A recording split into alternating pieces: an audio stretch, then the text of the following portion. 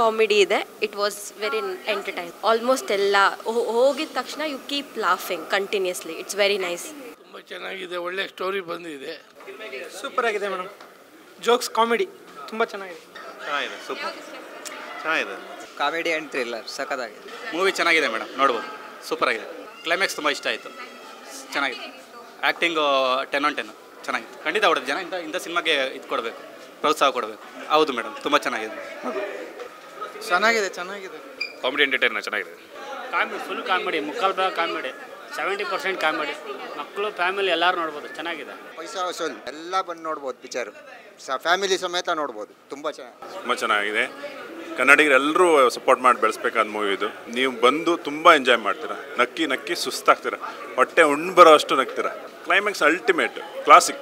ಎಲ್ಲರ ಆ್ಯಕ್ಟಿಂಗು ಸೂಪರಾಗಿ ಬಂದಿದೆ. ಸಿನಿಮಾಟೋಗ್ರಫಿ ಆಗಲಿ, ಡೈರೆಕ್ಷನ್ ಆಗಲಿ ಕ್ಲಾಸಿಕ್. ಚೆನ್ನಾಗಿದೆ ಮೂವಿ, ಚೆನ್ನಾಗಿದೆ. ಆ್ಯಕ್ಟಿಂಗ್ ಎಲ್ಲ ಚೆನ್ನಾಗಿದೆ, ಕಾಮಿಡಿ ಇದೆ, ಚೆನ್ನಾಗಿದೆ ಮೂವಿ. ನಿಮಗೆ ತಾಯಿ ಸೆಂಟಿಮೆಂಟ್ ಸೂಪರ್ ಇಷ್ಟ ಆಯಿತು.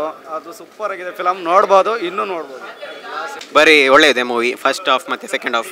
ಅದೇ ಮಂಗಳೂರಿನ ಕಲಾವಿದರಿಗೆ ಸ್ವಲ್ಪ ಸಪೋರ್ಟ್ ಮಾಡಿ. ನಾವು ಕೂಡ ಮಂಗಳೂರಿನವನೇ. ಭಾರಿ ಎಡ್ಡೆ ಆಯ್ತು ಮೂವಿ. JP ತುಮಿನಾಡಿ ಸರ್ ಭಾರಿ ಎಡ್ಡೆ ಆಯ್ತು. ಇಂಚೆ ನೆಕ್ಸ್ಟ್ ಮೂವಿ ಮಲ್ಪಲೆ ಎಡ್ಡೆ ಆಯ್ತು. ಭಾರಿ ಖುಷಿ ಅಣ್ಣ, ನಮ್ಮ ಫ್ರೆಂಡ್ಸ್ ತೋದು ತುಂಬ ಚೆನ್ನಾಗಿದೆ. ಅಪರೂಪವಾಗಿ ಈ ಥರ ಒಳ್ಳೆ ಕನ್ನಡದಲ್ಲಿ ಒಂಥರ ಚೆನ್ನಾಗಿರೋ ಸಿನಿಮಾ ಬಂದಿದೆ. ಮಂಗಳೂರು ಲ್ಯಾಂಗ್ವೇಜ್ದು ತುಂಬ ಚೆನ್ನಾಗಿದೆ.